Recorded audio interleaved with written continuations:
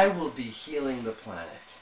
Now, it's true that we all have a collective consciousness, and if I'm in a place of positive energy and I'm balanced, then I am contributing a tiny, tiny, tiny bit to the global consciousness of unity and love, and so I'm not contributing more. But by doing nothing, or by ignoring it, because I can't deal with how negative it is, I'm actually perpetuating and lending it some energy to keep doing its thing. So we do have to mobilize. We do have to get aware, become aware, and to do something about it. More than just meditating on a mountain and thinking that's going to do something. The time of action is now. Action is the most important thing. Action in a small fashion or on a global large fashion. Whatever it is, if it's action to correct the imbalances of the ruling consciousness of negativity in a school board, or if it's in the medical profession, the medical system, educating people to the truth of their freedom of expression of medicine, where the pharmaceuticals are very much tapped into this darkness that rules the planet with the controls and tries to take away our healing freedoms and perpetuate belief systems about our health that are false, that the doctor is responsible for our truth, our health, that the doctor will decide what's good and what's bad, that the FDA and the World Health Organizations, these very dark organizations, will control and dictate the supplements that we're allowed to take, and the beautiful healing modalities and discoveries that have been made over hundreds of years that have been suppressed and kept in darkness. These things we have to stand up and say no, and there's nothing that could stop people from uniting. The power that the controls have seems omnipotent, but it's because most of the planet is still giving their power to them by agreeing to this.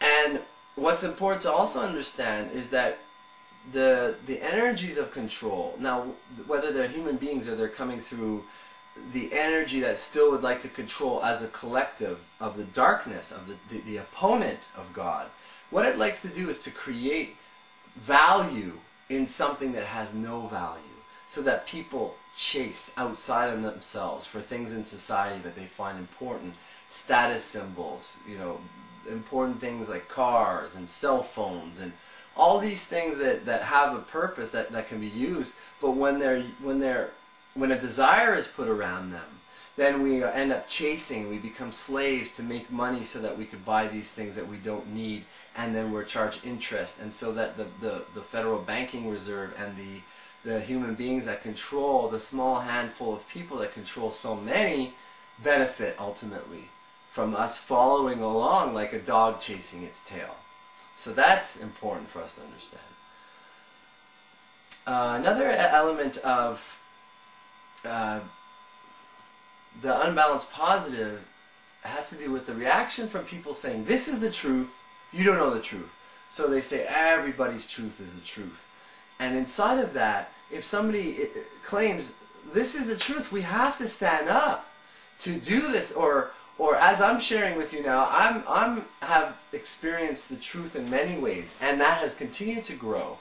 Now, I don't want to be arrogant and say I know all of the truth absolutely right now, but there are certain things that I know in my gut that are true. Now, an unbalanced positive person will say, you can't know the truth. That's arrogant of you to know the truth. But really what they're doing is because they're not empowered to own the side of them that knows truth, that is the male part of God that says, I am something that is of the nature of God, and therefore being God, I have truth that emanates from me, I know that. Because they disempower their own selves and cut off the male energy, they wish to do the same thing to you and will point the finger and say, you're arrogant, which is really a projection of their own belief that it's arrogant to say that you know the truth. It's not arrogant to say that you know the truth. It's owning of the male energy. Now, if you take it one step too far in the male energy and you say, this is the truth, you don't know it, you suck, or I'm going to control you, or I'm going to beat you up, that's taking it one step too far. But owning the truth is important. If you don't own the truth, if you're not sure about what you know, and you don't move forward in that confidence, then the nature of the world to test you and challenge you will throw you off your track, and you'll get lost in the sea of confusion. Especially in this day and age with all the New Age baloney publications that are coming out that has truth mixed with illusions, mixed with false, because everything goes, anything goes, and there is a lot of lack of discernment, which is important to understand. I would say also, so another thing that I see problematic, it's like this, it becomes like a massive automatic tape that people play, is the notion of what Mother Teresa taught, which has beauty in it, that she never went to an anti-war rally. She always goes to a pro-peace rally. So when this can become out of context, however, because sometimes we do have to stand up. When we're standing up for something, if that for something is in direct contrast to something that controls, to an element that is negative, then you are really standing up against it. And there's nothing wrong with that. You're not giving it power. You're saying, no, we will not take this. We stand up for something good. And that element that controls, that's against that, will try to oppose. But if there's this belief system that, oh, I don't stand up against anything, it has to do with the ignoring of the negative and the shutting it off, putting it out.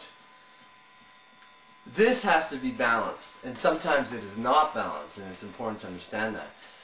Now, also, what I've come to understand is that there's two ways of dealing with negativity. So to understand this balance, one of the ways, there could be many other ways, but I'm saying in this context, one of the ways of understanding negativity is by seeing something that's negative, a belief system, a false belief system, an idea that is not true within love. Like, I'm no good, I can't do anything right, I never do anything right. Beliefs that evolve through our painful wounds that as we grew up in this world that is sick. So one way of dealing with that is to say, no, that's not true, I don't give it any power. Now that's absolutely true. The other way of dealing with it is to go right into it, to confront it head on, and to see that it's not real. That by confronting it, by really looking at it, by focusing on it, you're not giving it power. You're looking at it to see that it's not true, so that you could go right through it. Now ultimately, these two have to be balanced, because if we get too much into, no, that's not true, then what could happen is that, no, that's not true, could actually turn into, I can't look at that, I won't look at that because it's negative, and that actually adds it power. So if we go too much into something where we're ignoring it, then the ignoring energy needs to be balanced with facing. And if the facing gets too much and then we start to add too much energy by focusing on it, we go back to the, no, it's not true, I don't give it any power. So this needs to be a flow and a balance between the two in my awareness, otherwise one becomes too strong. And so I feel that humanity, you know, taking Mother Teresa's beautiful words, has gone too far into the ignoring of the negativity. Because the negativity has to be confronted eventually. It has to be witnessed for what it is. Nothing real, nothing true, nothing good that we want. And so there has to be some discussion, some focusing, and some awareness of that. Now people that are unbalanced positive, they can't deal with the negative because it's painful. In my heart of hearts, I've been very unbalanced positive in this lifetime. Being a man who recognizes the male energy is what controls, and not understanding how to discern the difference between the negative male energy and the good male energy. And this is the work of the alchemist, the work of the Kabbalist, the work of the Taoist, is to understand what is the positive male, what is the negative male. Just like the positive plague is the negative positivity, and there is a good positivity as well. So in my heart of hearts, being raised as an innocent child, I come from God. I don't want to believe that evil exists. I don't want to believe that there's control in this world. I don't want to believe that sometimes when people behave towards me in a negative way, what they're actually doing is they're actually trying to disempower my goodness. And here is another plague that has come as a result of the law of attraction, which is totally has elements of unbalanced positive inside of it. For instance, if there's negativity